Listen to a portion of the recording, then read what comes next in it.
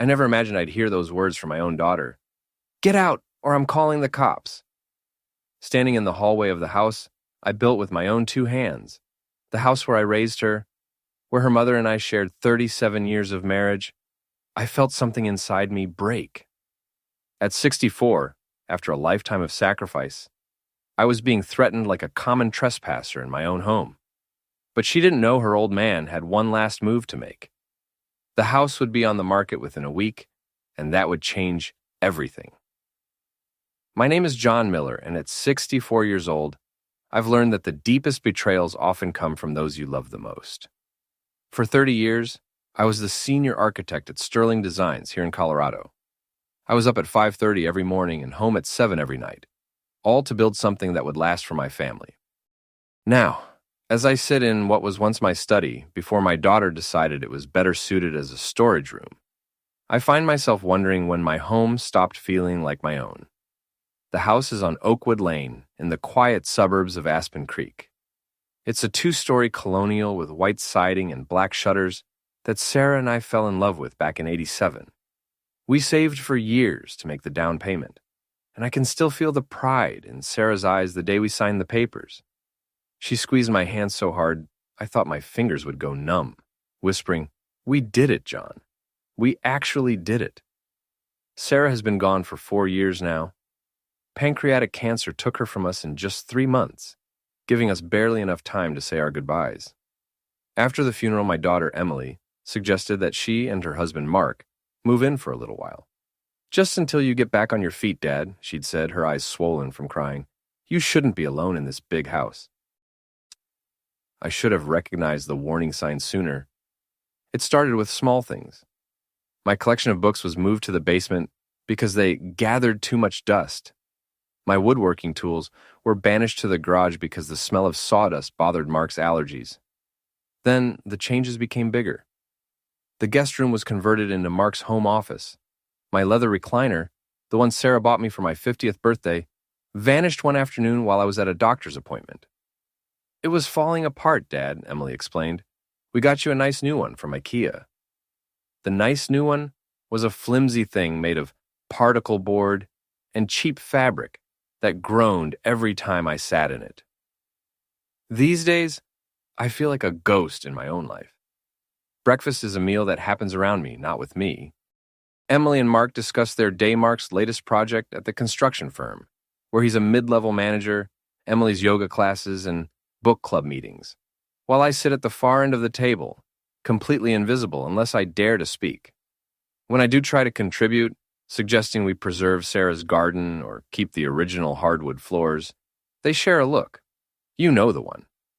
The poor old dad, he's losing his mind look that makes my blood boil. Last Tuesday, I overheard them talking in the kitchen while they thought I was taking a nap. Mark's voice carried easily through the thin walls. "How much longer, Em? The old man is just dead weight at this point." "Not much longer, my daughter, my only child."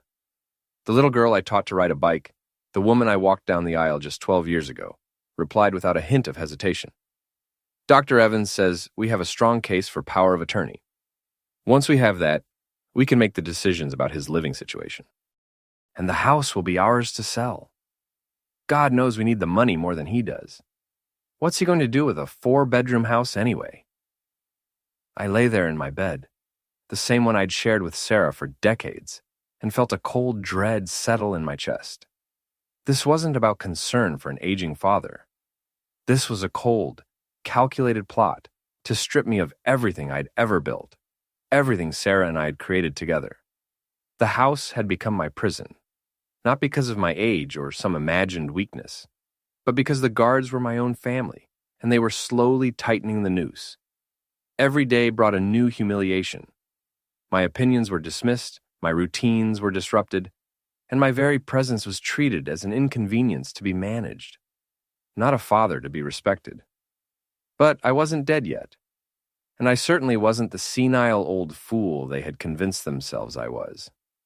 They wanted the house. They wanted to ship me off to some sterile facility where I'd waste away watching game shows and eating pudding cups. They were about to find out that John Miller still had some fight left in him. The first major assault on my sanctuary happened on a Thursday morning in March. I'd gone for one of my monthly checkups appointments Emily always insisted on, eager to document any new sign of my decline. I returned to find Mark in the backyard with a clipboard and a measuring tape. He was standing right in the middle of Sarah's rose garden, the one she had spent 15 years cultivating, treating each bush like one of her own children. "What are you doing?" I asked, though the sinking feeling in my gut already told me the answer. Mark barely looked up. "Planning the deck extension. This whole area is going to be composite decking, much better for entertaining." "Over Sarah's roses?" My voice was steadier than I felt. "Ah, come on, John," he said, using that patronizing tone that made me want to grab him by the collar of his polo shirt. "They're just plants. Half of them are dying anyway." They weren't dying. I tended to them myself every single week, pruning and feeding them just the way Sarah had taught me. The Mr. Lincoln Reds were just about to bloom, and the double delight bushes she'd planted for our 25th anniversary were healthier than ever. "No deck," I said firmly. "This garden stays." Mark's jaw tightened. "Emily said you agreed to modernize the property." "I agreed to fix the gutters, nothing more." That evening, Emily cornered me in the living room. "Dad, you need to be reasonable. Mark is just trying to increase the home's value." "For who?" I shot back. "I'm not selling." "You're being selfish," she said, her voice taking on that sharp edge I'd been hearing more and more. "This house is too big for you. You can barely manage the stairs. I manage just fine." "You forgot to turn off the stove last week." I did no such thing. And I hadn't. I had seen Mark turn it back on after I'd finished cooking, then call Emily over to witness my supposed negligence. "Dad, your memory." "My memory's perfect," I cut in. "It's your honesty that's questionable." Her face flushed with anger. "How dare you? How dare I? This is my house, Emily. Mine and your mother's. Every mortgage payment, every repair, every improvement, we paid for it all. And now you want to tear it apart, piece by piece." The manipulation only escalated after that. Suddenly, I was forgetting appointments I had never made. Important papers would go missing from my desk. My reading glasses would vanish, only to reappear in the most bizarre places. The freezer, the garage, places I would never leave them. Emily would find them with a look of exaggerated concern. "Oh, Dad, we found your glasses in the bathroom cabinet. You must have been confused." I wasn't confused. I was being gaslighted by my own daughter. The situation came to a head when I found them in my study. Now the storage room, going through my financial papers. Bank statements, investment accounts, and the deed to the house were spread across Sarah's antique writing desk. "What the hell are you doing?" I demanded. "Emily didn't even have the decency to look guilty.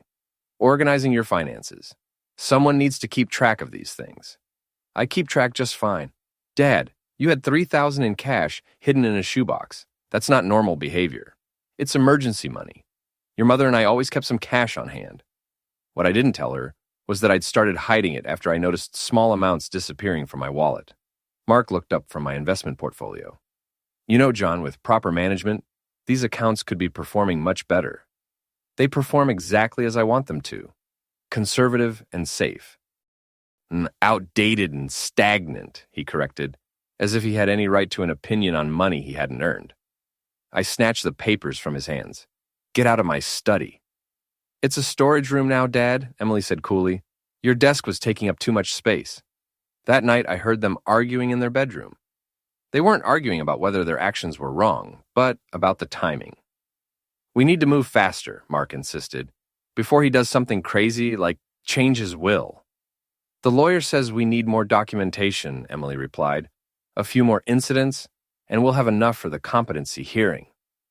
I lay in bed staring at the ceiling, Sarah's absence a physical ache beside me. They weren't just trying to take my house. They were systematically building a case to have me declared incompetent. Every forgotten appointment, every misplaced item, every manipulated situation was another piece of evidence for their twisted file. But I wasn't going down without a fight. They wanted to document my behavior? Fine. I would start documenting theirs. Tomorrow I would start keeping my own records. And I would make sure my old friend Frank Carter knew exactly what was happening in the Miller household. The morning that changed everything began with the sound of destruction. I woke at 6:15 to the unmistakable crash of a sledgehammer against stone.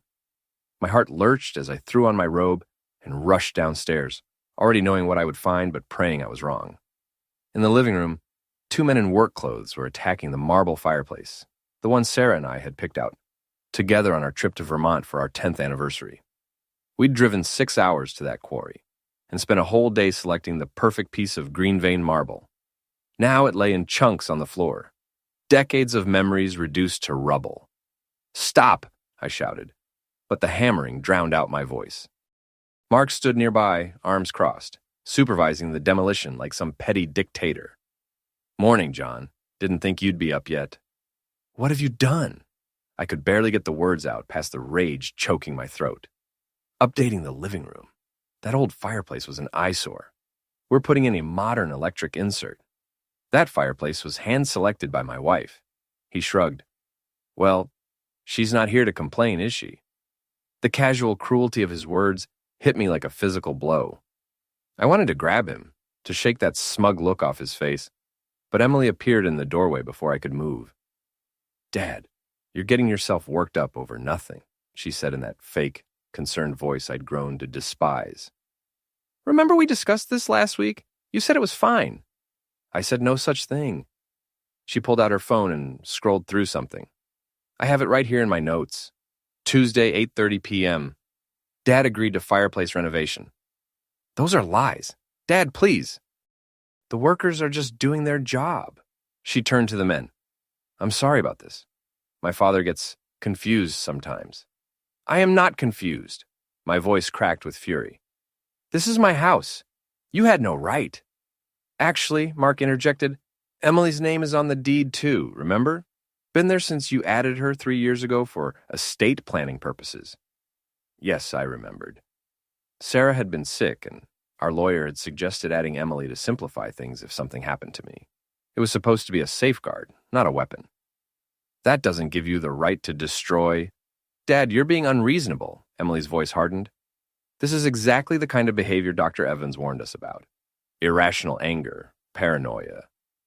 "Don't you dare!" I stepped toward her, my fists clenched. "Don't you dare use your mother's fireplace to build your case against me." Mark moved between us. "Back off, old man." "Old man?" I laughed bitterly. "I'm old man now." "I wasn't too old when you needed a loan for your failed restaurant venture, was I? Wasn't too old when you needed bail money for that DUI you thought I didn't know about." His face turned beet red. "That's none of your—" "My money, my business." "Dad, you need to calm down," Emily said, but I could see she was filming me with her phone. More evidence for their file. "Put that away. I'm just concerned about your behavior." "Get out!" The words exploded from me. "Both of you, get out of my house." Emily's expression shifted to something cold and calculating. "This is our house too, Dad, and if you can't control yourself, maybe you shouldn't be here." "This is my house. Mine and Sarah's." "Mom's gone," Emily screamed back. "She's dead, and you're just a bitter old man holding on to ghosts." The silence that followed was deafening. Even the workers had stopped their demolition to stare. "If you don't leave," I said quietly, each word deliberate, "I will call the police and have you removed for destruction of property." Emily's laugh was ugly. "Go ahead, call them. Let's see what they think when they hear how you've been behaving. The paranoia, the hoarding cash, the aggression." I said, "Get out." She pulled out her phone again, dialing 3 numbers I knew all too well. "Hello? Yes, I need help. My elderly father's having some kind of episode. He's threatening us." I reached for the phone, trying to stop her lies, but Mark grabbed my wrist. "Don't touch her, old man." "I'm at 472 Oakwood Lane," Emily continued, playing the victim perfectly. "Please hurry, I'm frightened." "You're frightened?" I wrenched my arm free from Mark's grip. "You're systematically destroying my life, and you're frightened?" Emily lowered the phone, her eyes meeting mine with a coldness I'd never seen before. "Here's what's going to happen, Dad.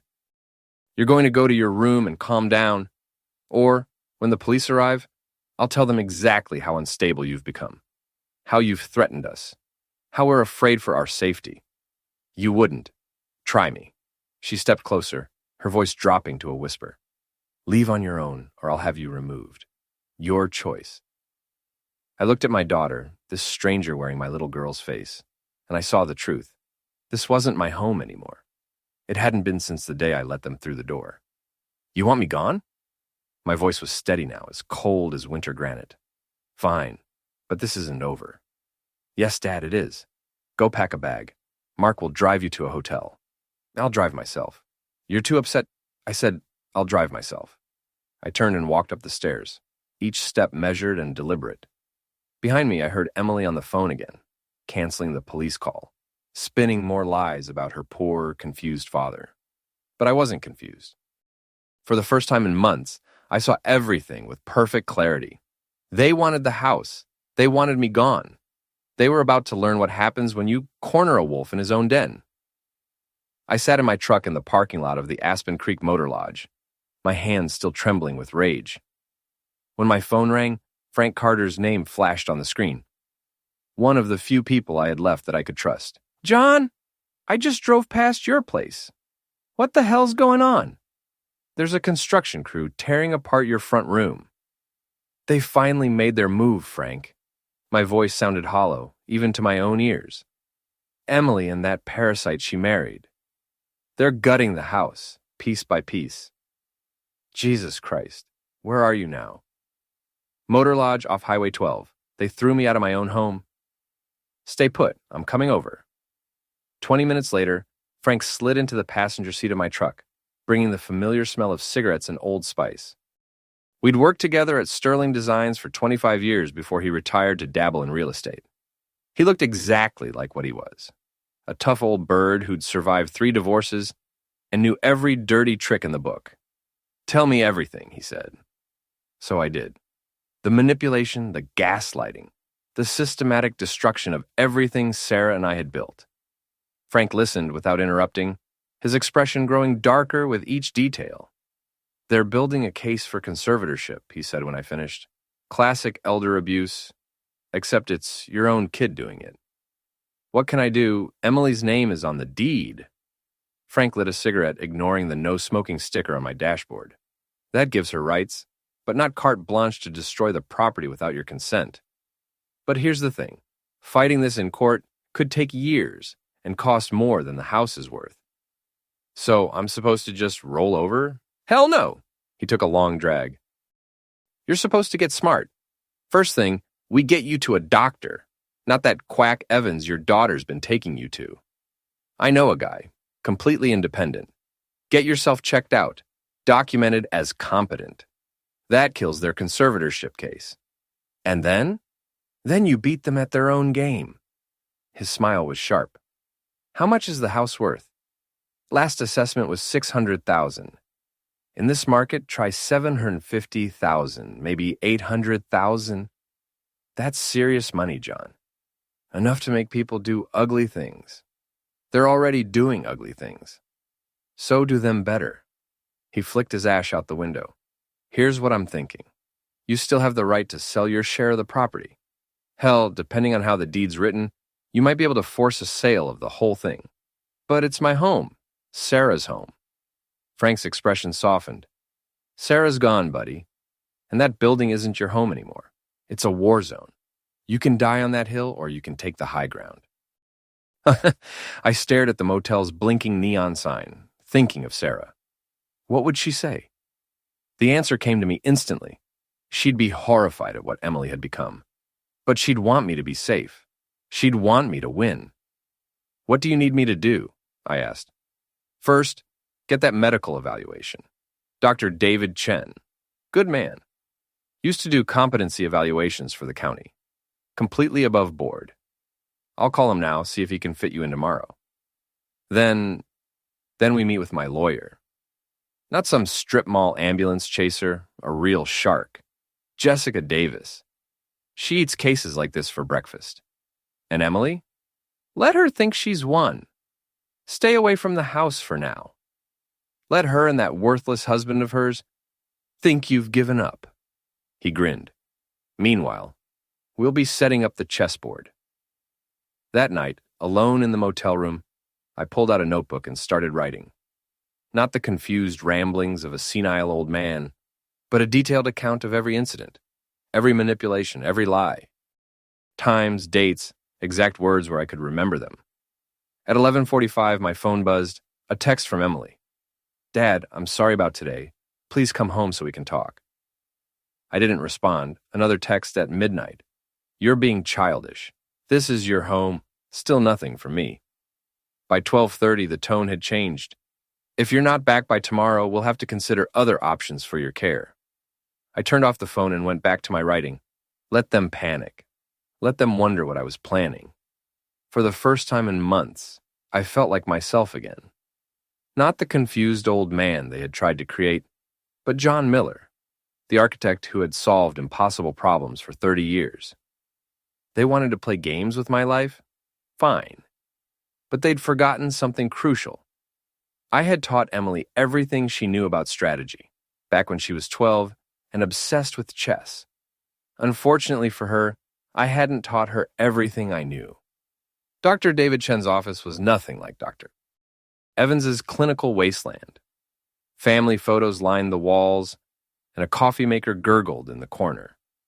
The man himself was in his 70s, with kind eyes behind wire-rimmed glasses and hands that looked like they had seen real work.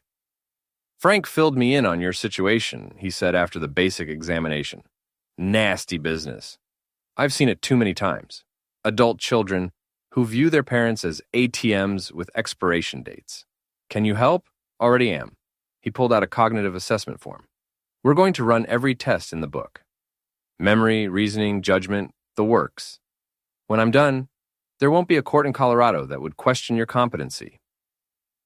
3 hours later, I had my results. Cognitive function well above average for my age group. No signs of dementia or impairment. Dr. Chen even noted my exceptional problem-solving abilities and strategic thinking. Keep this safe, he said, handing me the sealed report. And John, don't let them break you. You're sharper than men half your age. Jessica Davis's law office occupied the top floor of a downtown building. She was younger than I'd expected, maybe 45, with steel gray hair and eyes that missed nothing. Frank had warned me she was expensive.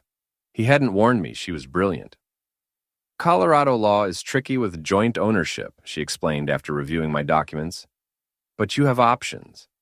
The nuclear option is a partition sale, forcing the property to be sold and dividing the proceeds. But I think we can do better. How? Your daughter added herself to the deed, but you're still the primary owner. You contributed all the equity, paid all the taxes, have all the history. She smiled, and it reminded me of a shark spotting blood in the water. We can make the case that her ownership interest is limited to what she's contributed, which is nothing. They'll fight it. Let them. In the meantime, you have every right to list the property for sale. The law is clear. Any joint owner can initiate a sale with proper notice to the other parties. And if they refuse to move out, they become squatters in a property that's under contract. The new owners can deal with evicting them. Her smile widened. I'm betting they'll leave voluntarily, rather than face that humiliation. That afternoon, Frank and I met at a small cafe to discuss strategy. He'd already run the comps on the house. With the market boom, it could easily fetch $800,000. I've got buyers who would jump on it, he said. Cash offers, quick close. But John, are you sure about this? I thought about the destroyed fireplace, the gutted garden, the systematic erasure of Sarah's presence. They killed it, Frank. The home Sarah and I built, it's already gone. All that's left is real estate. Fair enough. But we need to be smart about the timing. List it too soon, and they'll get an injunction. We need them distracted. How? By making them think they've already won. Over the next week, I played the part of the defeated old man. I moved into a furnished apartment on the quiet side of town. Nothing fancy, but it was clean and it was mine. When Emily called, I answered with carefully calculated weariness. Dad, this is ridiculous. Come home. I can't, Emily. Not after what you said, what you did. I was upset, we both were. But family forgives, right? The manipulation was so transparent, it was painful. I need time to think. Well, don't think too long. Mark's been handling your mail, and some of these bills are piling up. My bills were on autopay. They had been for years. Which bills? Oh, this and that. Mark's organizing everything for you. They were going through my mail. Perfect. Let them think they had full control. Meanwhile, I was building my own case. Jessica had subpoenaed my medical records from Dr. Evans. It turns out he'd been noting possible cognitive decline without ever actually testing me. She'd also discovered that Mark had been inquiring about power of attorney forms at 3 different law firms. They're amateurs, she told me during one of our meetings, leaving a paper trail a mile wide. When we move, they won't know what hit them. The key was the house listing. Frank had everything ready, professional photos taken years ago, back when the house was still intact, and a compelling description that emphasized the property's potential for a family ready to make it their own. All we needed was my signature and the right timing. I rented a small storage unit and began moving the things that mattered. Not the furniture, they could have that. But Sarah's jewelry box, our photo albums, the watch my father gave me when I graduated from college. The small things that held the real story of our life together. Items Emily and Mark would have likely thrown away or sold. One evening, while packing Sarah's china, the set her mother had given us for our wedding, I found myself talking to her. I'm sorry, sweetheart. I know you love that house, but it's not ours anymore. They've poisoned it. The china, wrapped in old newspapers, seemed to whisper back in Sarah's voice. The house was never the home, John. We were. She was right, of course. She always was. The home was our love, our memories, our life together. Those were things Emily couldn't destroy, couldn't steal, couldn't manipulate away. But the house, that was just property now. And property could be sold. Frank called the next morning. My buyer's getting antsy. When do we pull the trigger? I looked at the competency evaluation on my desk, the lawyer's strategy outline, the storage unit key that held everything that truly mattered. Soon, I told him. Very soon. On Tuesday morning, we struck. I was eating breakfast at the diner when my phone exploded with calls. Emily's number flashed repeatedly. I let it ring, savoring my coffee just as Frank had instructed. Let them find out the hard way. The first text came at 8:43 a.m. What did you do? Then another. Dad, call me now. By 9:15, the messages had turned to voicemails. I listened to one, Emily's voice shrill with panic. There's a for sale sign in the yard. Regina from next door just called to ask if we're moving. Dad, whatever you think you're doing, stop it. Frank called at 9:30. The sign went up at dawn. Already got 3 calls from interested buyers. Your daughter's been trying to reach the listing agency, but they're referring her to Jessica. And Mark, oh, he's the best part, tried to tear down the sign. Mrs. Henderson next door got it all on video. Perfect evidence of interference with a lawful sale. Jessica had crafted the listing brilliantly. As the majority owner who had contributed all the equity, I had the legal right to list the property. The notice to the co-owners had been delivered by certified mail the day before, time to arrive exactly when the sign went up. By noon, I was ready for the confrontation. We met at the Rosewood Cafe, on neutral ground. Emily arrived first, her usually perfect appearance disheveled. Mark followed, his face the color of an overripe tomato. How could you? Emily started before I'd even sat down. That's our home. My home, I corrected calmly, which you're welcome to purchase at market price. $800,000. Mark slammed the listing printout on the table. Are you insane? Frank says we might get more. The market's hot. You can't do this. Emily's voice carried across the cafe. Several patrons turned to stare. Actually, I can. Jessica Davis, you'd like her. Very thorough assures me everything is perfectly legal. We'll sue. For what? Selling my own property? Mark leaned forward, trying for intimidation. Listen, old man. No, you listen. I pulled out Dr. Chen's evaluation. Certified competent. Every cognitive test passed with flying colors. Your little conservatorship plan is dead. Emily's face went white as she scanned the document. This isn't from Dr. Evans. No, it's from a real doctor. one who actually examined me instead of just taking your word about my confusion. Dad, please. Her tone shifted to pleading. We're family. Doesn't that mean anything? It meant everything, until you decided I was nothing but an obstacle to your inheritance. That's not true. We were trying to help. By destroying Sarah's fireplace? Ripping out her garden? Going through my financial papers like a pair of thieves? You're not well, she insisted. The hoarding money, the paranoia, the hidden cash you stole, you mean? The reasonable suspicion I had when you were gaslighting me? I smiled coldly. Yes, I know that term. I looked it up. Fits perfectly.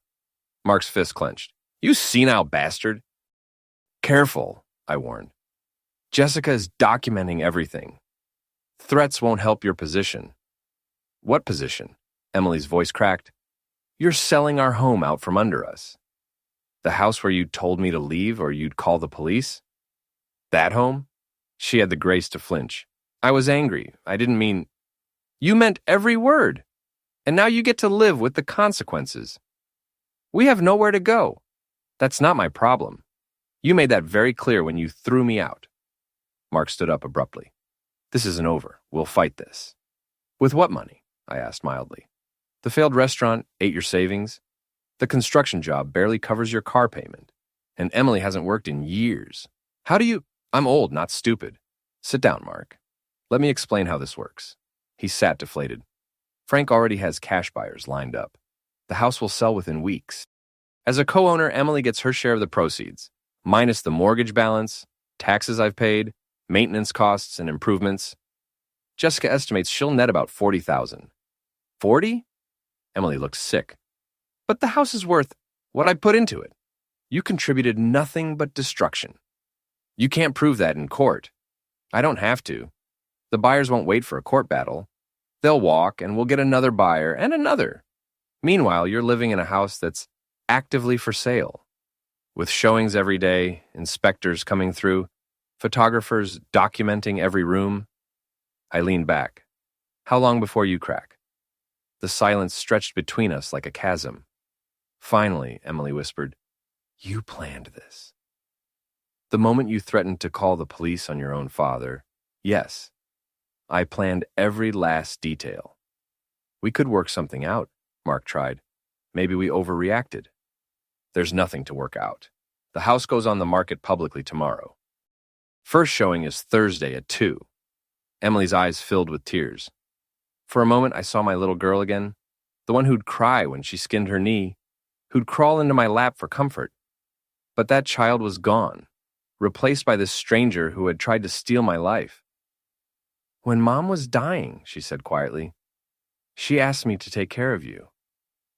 The words hit like a physical blow, but I kept my voice steady. She asked you to take care of me, Emily. Not rob me. Not destroy everything we built. Not throw me out like garbage. Dad, we're done here. I stood, leaving money for my coffee on the table. You'll get the formal notices from Jessica. I suggest you find a lawyer and Emily. Start packing. The first showing was a disaster for Emily and Mark. Frank told me later they'd tried everything, refusing to leave during the tour, telling potential buyers about structural problems that didn't exist, even claiming there was a lawsuit pending. The buyers left, but Jessica was ready. She filed an immediate complaint for interference with the sale, adding another layer to our growing legal advantage. Your daughter's getting desperate, Jessica informed me over the phone that Friday. Her lawyer, some bottom feeder named Garrett, sent a cease and desist. I laughed and sent him the statute on partition sales. By the second week, the pressure was clearly showing. Frank reported that Mark had been seen at 3 different bars, drinking heavily and complaining loudly about his senile father-in-law. Emily had started calling relatives, spinning tales of elder abuse, but I had already reached out to the family members who mattered, sharing the truth and Dr. Chen's evaluation. Then came the meeting that would end it all. Emily texted on a Thursday evening. Dad, please, one last talk. Just you and me. Please. Against Jessica's advice, I agreed. We met at the park where I'd taught her to ride a bike 35 years ago. She looked haggard. 10 years older than her 42 years. Remember when you taught me here? She started, gesturing at the bike path. I remember everything, Emily, including the good times. That's what makes this so hard. She sat on the bench, her shoulders sagging. When did we become enemies, Dad? When you decided my life was yours to control? I was trying to help. You were alone, struggling. I was grieving. There's a difference. And Mark saw dollar signs. You saw an opportunity. Neither of you saw me. She was quiet for a long moment. He wants me to fight it. Says we can tie it up in court for years. You could try, but you won't win. No, because you were always smarter than us. There was no admiration in her voice, only bitter resignation. Mom used to say you could outthink anyone if you just had time to plan. Your mother knew me well. She'd hate this, us, fighting over her house. She'd hate what you tried to do to me more. Emily's face crumpled. I'm going to lose everything. Mark's already talking about leaving. Says I'm not the opportunity he signed up for. Showing his true colors at last. You must be so satisfied. No, and I meant it. I'm not satisfied. I'm heartbroken. I lost my daughter long before I lost my house. You're really going through with it? The Wilsons' offer was accepted yesterday. Cash purchase, 30-day close. She stood up abruptly. Then there's nothing left to say. There's one thing. I pulled out an envelope. A check for $60,000. More than you'd get after the legal fees. She stared at it.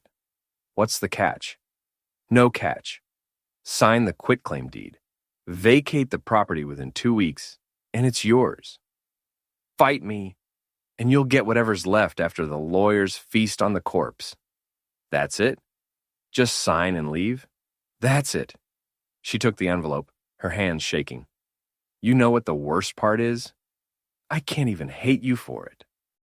You're doing exactly what I would do. No, Emily. I'm doing what you forced me to do. There's a difference. She turned to leave, then stopped. That money Mark stole from your dresser. It was him, not me. I found out later. I know. How? The camera in the smoke detector. I installed it after the first theft. Her laugh was bitter.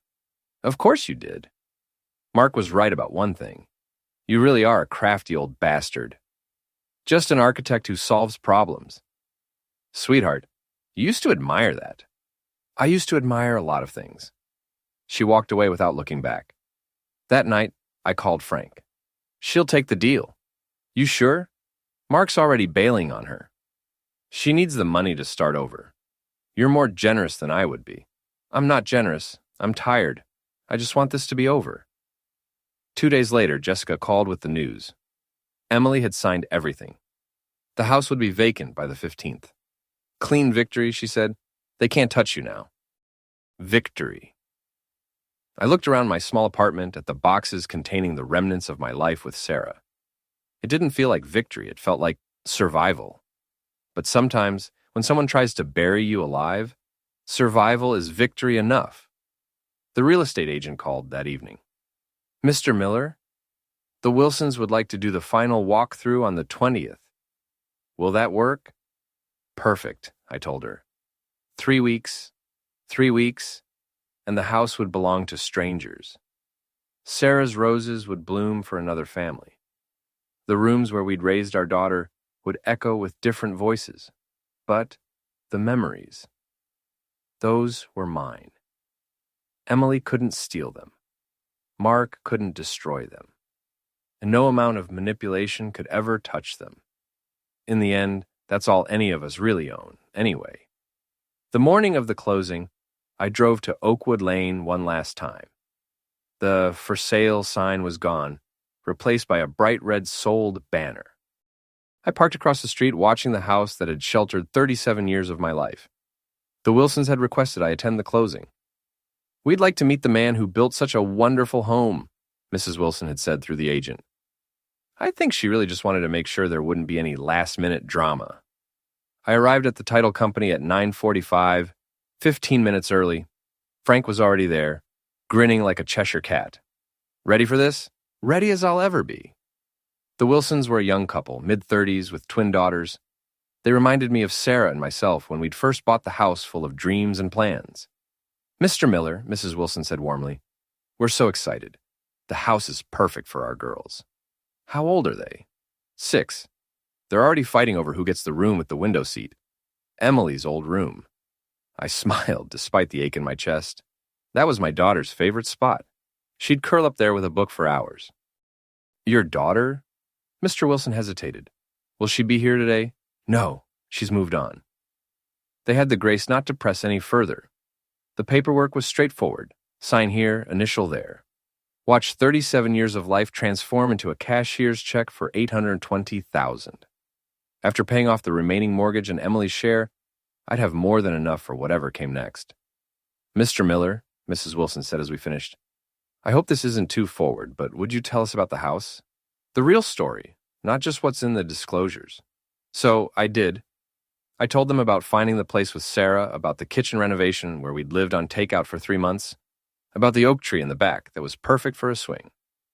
I told them about the good times, carefully omitting the recent darkness. "The garden," Mr. Wilson asked. "The roses are incredible. Any secrets to keeping them healthy?" "Talk to them," I said, remembering Sarah and her sun hat, whispering to each bush. "They like Chopin in the morning and plenty of coffee grounds in the soil. The Mr. Lincoln variety can be temperamental, but if you're patient, they'll bloom like nothing you've ever seen." Mrs. Wilson was taking notes, and I realized she genuinely cared. The house would be loved again. Sarah would have liked that. After the closing, Frank and I stood in the parking lot. "So, what now?" he asked. "Now I live. Really live. Not just exist in someone else's version of my life." "Good for you. Sarah would be proud." "I hope so." I drove back to Oakwood Lane one final time, pulling into the driveway I'd sealed myself 20 years ago. The Wilsons weren't moving in until the weekend, so the house stood empty. I walked around back to Sarah's garden. The roses were budding, ready to burst into bloom. The double delight variety she'd planted for our anniversary showed particular promise. I knelt by them, running my fingers through the mulch. "We did it, sweetheart," I whispered. "The house is gone, but it's gone to good people. People who will fill it with love instead of greed." A breeze rustled through the garden, carrying the faint scent of roses not yet bloomed. It felt like an answer, like absolution. Behind me, I heard a car door slam. Emily stood at the garden gate, looking smaller than I'd ever seen her. "I thought I might find you here," she said quietly. "Come to curse me one last time?" "No, I came to—" She stopped, struggling for words. "Mark left yesterday. Took half the money and disappeared. I'm sorry. Are you?" "Yes. Despite everything, I never wanted you to suffer." She stepped into the garden, careful not to disturb the plants. "Mom would have hated all of this."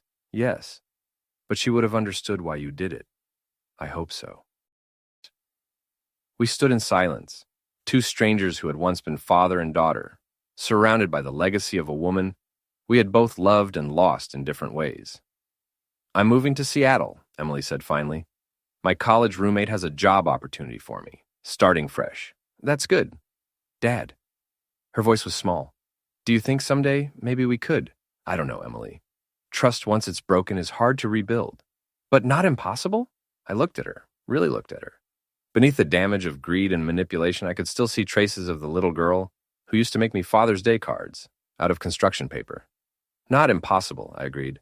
"But not today." She nodded, understanding. "Take care of yourself, Dad." "You too."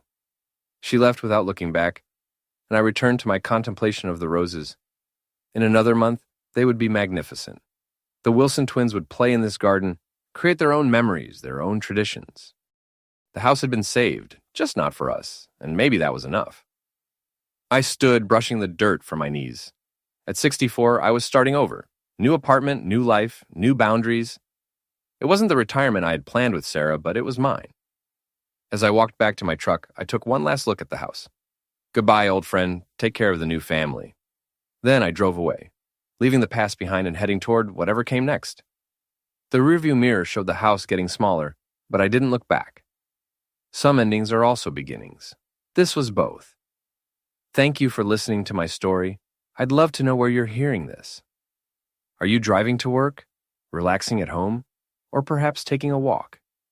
Please subscribe to the channel and share your thoughts in the comments below. Have you ever faced betrayal from someone you trusted? How did you handle it? Let's discuss and connect through our shared experiences.